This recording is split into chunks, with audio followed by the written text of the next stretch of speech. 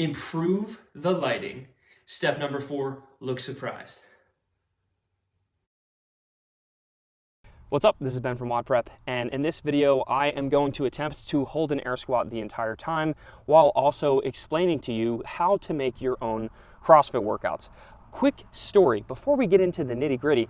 Blue Crab CrossFit is the gym that I founded many moons ago with one of my good friends, and it has since broken off into actually 2 separate locations, which is great. We have an east and a west. I'm here at the wonderful Blue Crab CrossFit West, here to teach you how to design your own workouts. What I've realized is that people make things really freaking complicated. That's one of the reasons WODprep exists, is we like to make things simple. So in this video, I'm going to walk you through all of the different kinds of CrossFit workouts. This isn't a comprehensive list, but by the end of this video, you will know how to write your own workouts, and I'm even gonna challenge you at the end of the video. So stay tuned to see if I can keep this air squat and not fall over, and also to learn a whole bunch of cool stuff. Also, secret, at the end of this video, I'm gonna let you know where you can go to download an entire list of great at-home workouts that we designed for you. So even if you watch this video and you're like, I don't wanna do any of this, we're gonna give you the workouts that we suggest for free. Stick around to the end of the video and I'll show you how. So let's start with something really simple. In today's video, I am going to base everything off of these 3 movements. Now, this is not a comprehensive list of all the movements in CrossFit, just so you know. In fact, there are many more than this, but for the sake of simplicity, every single workout in this example stack of workouts that I have is going to be based off of push-ups, air squats, and some sort of sit-up. And maybe for the squats, we change it up a bit, but it's just these 3 movements. And this is just gonna show you how simple it is to create a CrossFit style workout, no matter what movements or no matter what equipment you have. In fact, I could do this workout here in the grass outside of this CrossFit gym if I didn't feel like going inside for some reason. All right, so here we go. Mrap. Have you ever heard of this? Have you seen an Mrap written on a whiteboard? Mrap stands for as many reps or rounds as possible in a given amount of time. So the purpose of this workout is to get as much work done in a designated time period. That's why it's Mrap, as many rounds or reps as possible in a specific chunk of time. So here's an example. Mrap 15, that's 15 minutes, 15 hours if you really wanted to, or 15 seconds. For this one, let's assume it's minutes. So as many rounds as possible in 15 minutes of 10 push-ups, 20 sit-ups, and 30 squats. They can be air squats, they can be any kind of squat you want, but this is an example of where we will be working as hard as we can for 15 minutes. The way you measure this workout is by asking how many rounds or how many reps did I do. The purpose is to get as much work done in the set time domain as possible. So that means it requires a little bit of pacing, it requires a little bit of strategy, but can you get through all of this a bunch of times in 15 minutes? The winner of this workout, or the purpose of this workout, is to get as many as possible. So this is a relatively high intensity, and it's something that at the end of 15 minutes, you should be on the floor gasping for breath if you hit it at full speed. For time. So a for time workout, very similarly to an AMRAP, is a high intensity workout. However, rather than having a specific time domain, we have a specific work domain. So rather than seeing how much work we can squeeze into a specific amount of time, you're actually having a specific amount of work, and you have to take as long as you need to complete it. So for this is a 4-time workout. We have 5 rounds for time of the same exact movements: 10 push-ups, 20 sit-ups, 30 squats. So if I'm trying to get 5 rounds done, this could in theory take me 5 minutes if I was a speed demon. This could take me an hour if I was moving really slow. The purpose of a 4-time workout, though, is to see how quickly can you get a set amount of work done. So previously we had a set amount of time, now we have a set amount of work. So this is a work domain workout. That's redundant. But how quickly can you get 5 rounds done? These personally are some of my favorite workouts because I'm able to push myself a little bit harder knowing that I'm almost done the workout, or knowing that I only have a specific amount of work that needs to be done. I know that when I complete the final rep of that air squat in the 5th round, that I am done, and the quicker I get to that, the better. So that is a 4-time workout. Imam stands for every minute on the minute. Some people write EMOTM but that's weird. Don't do that. E-M-O-M. Imam. Every minute on the minute. What does that mean? That means that every single time you turn over to a new minute, you're supposed to restart the workout, in so many words. So let me give you an example. Shockingly, we're going to use the same movements. All right, here we go. Here's an example. Don't look at this yet. Here's an example, Imam. Every minute on the minute, 5 push-ups, 5 sit-ups, and 5 squats. So if we're looking at just the bottom here, let me cover it up. This, I'm supposed to get all of this work done. So these 15 reps, I'm getting it done prior to a minute. So I would start the clock, 3, 2, 1, go, start. I'd sprint through 5 push-ups, 5 sit-ups, and 5 squats, and then I'm gonna rest the remainder of the minute. I know that sounds easy, and a lot of times when I program imams for people, for athletes, they will just say, oh, this is so easy. And they'll only do that for a couple minutes, and then they'll wish they had never said that it was easy. So an imam is every minute on the minute. You can do a set amount of work, so you can do multiple movements in 1 minute and just keep repeating that. So for this one, this Imam 15, let's again use minutes.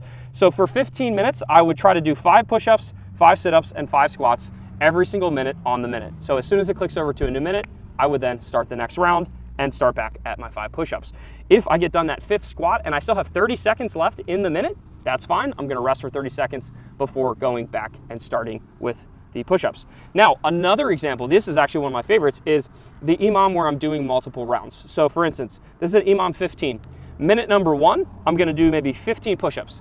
Minute number 2, I'm gonna do 20 sit-ups, and minute number 3, I'll do 25 squats. So what that is that's an Imam, same thing, every minute I'm resting any extra time that I have, but here I'm actually switching from station to station. This is one of my favorite workouts. So for this Imam of 15 minutes, minute number 1, I'm gonna do the push-ups, then I'd rest any remaining time that I have. Minute number 2, I'd move on to the sit-ups and I'd rest the remaining time that I have. And then minute number 3, I would do the squats. Very simple, but it's a great way to get a little bit more volume in each movement and not waste too much time within the rounds transitioning from movement to movement. So this is a great way. This is 2 different versions of a 15-minute Imam, and it's one that I love. Personally, without spoiling for you, this is my favorite kind of workout. If I'm gonna write a workout for myself, what I try to do is I try to make sure that, like for this example, I try to make sure that each round I have enough room, when I'm fresh, I have enough room for about 15 to 20 seconds of rest at the end of each round.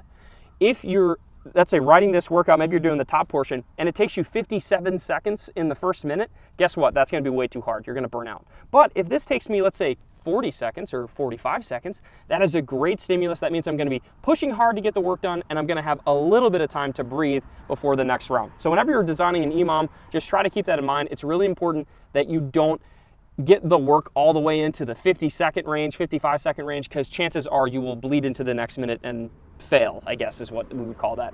So for an Imam, that is the key to remember, and this is my favorite style of workout. If you want access to strategies customized for you, then I'm inviting you to join WODprep Plus. We are releasing WODprep Plus, which is a community for masters athletes to finally get coaching that they deserve. So if you're someone who needs video reviews for your muscle ups, maybe you're someone who wants to be told exactly the strategy you should use for the next open workout, well, you should click the link down below, somewhere down there, in the description or in the top comment, and you can learn more about WODprep Plus. So click subscribe, click the notification bell before all the blood rushes to my head, and most importantly, go check out WODprep Plus, where you can finally get the coaching that you deserve. Death by. Oh my gosh, these are the worst, but they're kind of awesome depending on the movement. So death by, this is to see how long you can hold onto an Imam. So for instance, let's say I put burpees, or I guess for today's example, let's say I put push-ups, death by push-ups. Minute number 1, you do 1 push-up. So that means hold on, I'll do minute number 1 really quick. And then I'd rest the remainder of the minute. Pretty easy, huh? Now my hands are covered in mud. So very, very easy. Minute number 2, I do 2. Minute number 3, I do 3 push-ups. Minute number 4, I do 4 push-ups, so on and so forth. What you'll find is this will escalate very quickly. Maybe just the first few minutes, it's not too bad, but then by the end of this workout, you will be burned out. So a death by blank, you could use 1 movement, 2 movement, 3 movements, it doesn't really matter. This is a great way to increase the intensity of an Imam by forcing yourself to see how long you can mentally and physically hold on to high intensity. Next, let's talk about a chipper. So a chipper is where you're chipping away. Actually, I really don't know why it's called a chipper, but I'm going to assume that it's when you're chipping away at a high rep scheme. So for a chipper, normally it's just going to be for time.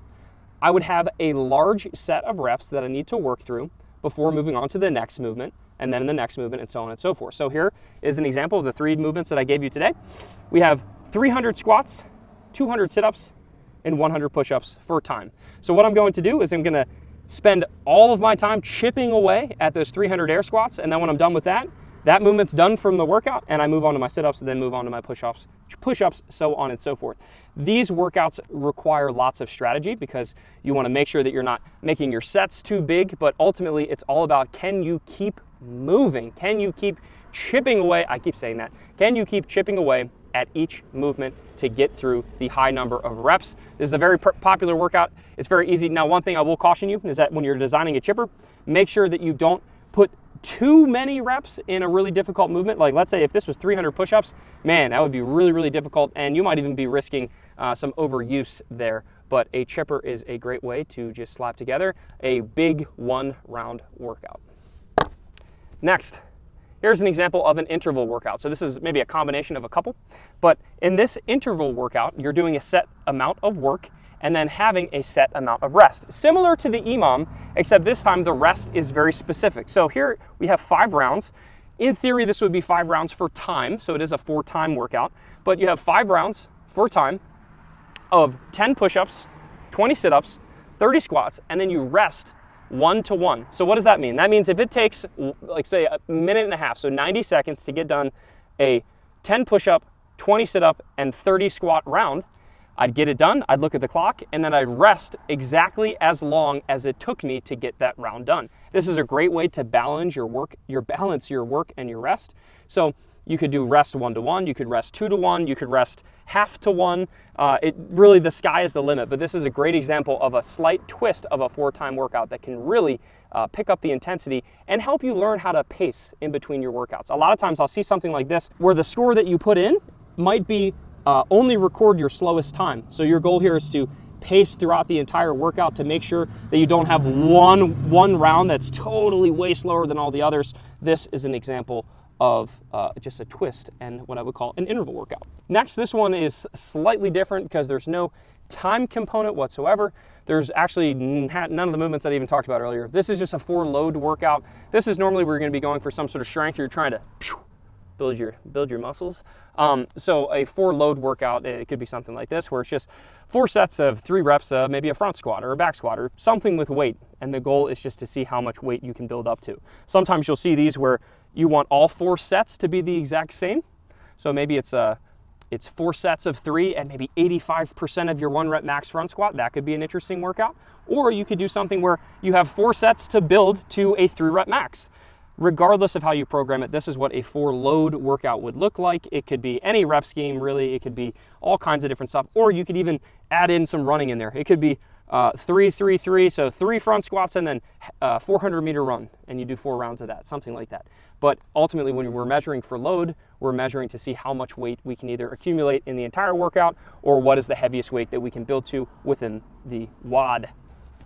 Let's talk about different kinds of workouts. You might have heard someone throw around, including us, singlet or couplet or triplet, or an octodecuplet, which is 18 movements. So a singlet is when you only have 1 movement in the workout. A couplet is when you have 2 movements in the workout. A triplet is when you have 3, and an octodecuplet is when you have 18. I've never seen one of those, but I'm sure they exist. So a singlet would be 1 movement. So an example, the worst workout of all time is 7 minutes of burpees. That was one of the open workouts. It was the first open workout of that year. I don't remember what year it is, whatever. I can't do it because I've lost all blood circulation to my head having sat in an air squat the entire time. So a singlet, the worst workout ever made, 7 minutes of burpees, right? That's an example of a singlet workout. Then a couplet would be something like, a lot of the open workouts. Let's say we have thrusters and pull-ups, like Fran is a couplet. That is, you have thrusters and you have pull-ups, 2 movements, so on and so forth. So if you ever see any terms like this, that is why it exists. This can be combined into all the forms that we have. So whether it's an Mrap, whether it's for time, whether it's for load, whether it's an Imam, whatever, all of these can exist within those realms. Ladies and gentlemen, we have the most important workout of all, and that's for the gram. There's a 4-step process to creating a workout for the gram. Step number 1, get a pump. It's not going to happen on an elliptical machine. Instead, you're going to want some dumbbells. Get a really good pump, 15 half reps. Just really try to get that peak as high as possible. All right? After you do that on both arms. Step number 2, remove as much clothing as possible. Boom. Step number 3, improve the lighting. Step number 4, look surprised. And that's how you do it for the gram. So, ladies and gentlemen, I hope that you've enjoyed watching me sit in an air squat outside of a CrossFit gym with the sun slowly setting. Here's the question of the day. What is your WOD? So if you had to make your own benchmark workout that was named after you, not a hero workout because you died, but just a workout named after you, a birthday WOD, for example. What is the ultimate workout? I want you to use the strategies, to use the different formulas and the different kinds of workouts that we talked about. Write your workout in the comments below. Name it after yourself, because that's what you're supposed to do. Name it after yourself. What is your WOD? What is the like? If you had the ultimate WOD, what would it be? Put it below. And also, bonus points if you can describe the WOD. Hey, this is a couplet, an Mrap couplet that's for blah, blah, blah, blah, blah. Just use the terminologies that we were throwing around in this video and show me what you learned in this workout to help you create your ultimate workout. Now, what's cool is that I am going to take a couple of the workouts that you leave in the comments below, and I'm going to do them myself. So try not to kill me. Make sure it's a workout that you can actually complete, and I am going to knock out a few of the commented workouts and share my scores with you. So what's your workout? Leave it below. And just so we're clear, you can use any movements that you want. They don't have to be the 3 movements that we use today. They can be any movement that you want. And if I can do it, I'm going to do my best, and I will leave my best score in the comments below. And last but not least, if you're somehow still here watching this video, we have the ultimate 25 free workouts that we wrote. When I say we, I mean me and the rest of the WODprep team. We put our heads together and wrote 25 minimal equipment workouts using these strategies that you can do on your own. You can get the entire list of workouts completely free by clicking in the link in the description below, or click the link in the top comment that I pinned for you.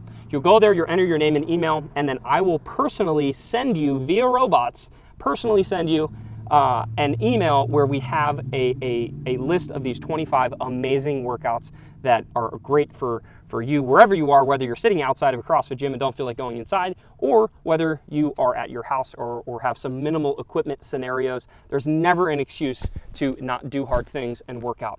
So I will see you in next week's video, and now I have phenomenal squat mobility. Thank you for watching. Peace.